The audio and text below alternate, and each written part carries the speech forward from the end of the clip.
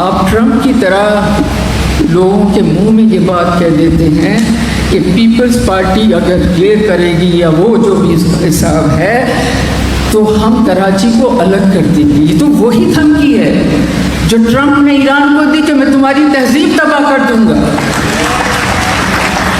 ایسا نہیں ہو سکتا. یہ تو وہ دھمکی ہے جس کے معنی یہ ہے کہ آپ ہمیں کہہ رہے ہیں کہ کراچی کی صورت میں ہم تمہاری گردن اتار دیں گے اور دھڑ تمہیں دے دیں گے. کراچی کے کو علیحدہ کرنے کی باتیں یوں وفاق کی طرف سے یہ خامخواہ میں نہیں سمجھتی کہ ان کو خدشہ نہیں ہے. انہوں نے کچھ دیکھا نہیں ہوگا. انہوں نے مجبور ہو کر جہاں یہ سیمینار بلایا ہے ان کو پتہ ہوگا. ہمیں شاید اتنا مجھے نہ بتاؤ، لیکن آپ ٹرمپ کی طرح لوگوں کے منہ میں یہ بات کہہ دیتے ہیں کہ پیپلز پارٹی اگر یہ کرے گی یا وہ جو بھی حساب ہے تو ہم کراچی کو الگ کر دیں گے. یہ تو وہی دھمکی ہے جو ٹرمپ نے ایران کو دی کہ میں تمہاری تہذیب تباہ کر دوں گا. ایسا نہیں ہو سکتا. یہ تو وہ دھمکی ہے جس کے معنی یہ ہے کہ آپ ہمیں کہہ رہے ہیں کہ کراچی کی صورت میں ہم تمہاری گردن اتار دیں گے اور دھڑ تمہیں دے دیں گے. اس دھڑ کے ساتھ تم جا کر زندہ رہو. جناب علی وفاق صاحبان، ایسا نہیں ہو سکتا.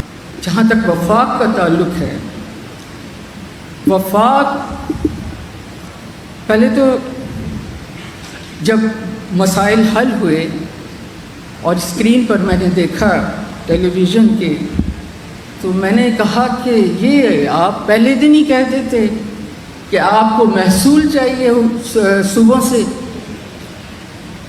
اس خطہ، یہ پورا خطہ، یہ پورا سب کانٹیننٹ گورا صاحب اس سے پہلے مغلوں کے زمانے سے لے کر محصول ادا کرنے کا عادی ہے. اب آپ کو بھی محصول چاہیے، آپ محصول لے لیتے، لیکن اس محصول کو حاصل کرنے کے لیے آپ سندھ کے بٹوارے کی باتیں آپ نے بونا شروع کر دی. یہاں پر نفرتوں کا بیج آپ نے بونا. یہ پرانا ہتھیار ہے. نفرتوں کا بیج آپ نے بونا شروع کر دیا.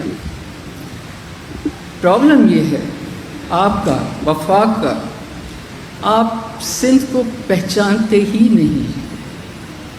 آپ کو پتہ ہی نہیں ہے کہ یہ جو سندھ میں لوگ ہیں، چاہے وہ جو بھی زبان بولتے ہوں، ان کی نفسیات کیا ہے، وہ اپنی زمین سے کیسے جڑے ہوئے ہیں. آپ سمجھتے ہیں کہ یہ ایک ہجوم ہے اور جس طرف ہم ان کو لے جائیں گے یہ خاموشی. ایسا نہیں ہے، ایسا بالکل نہیں ہے.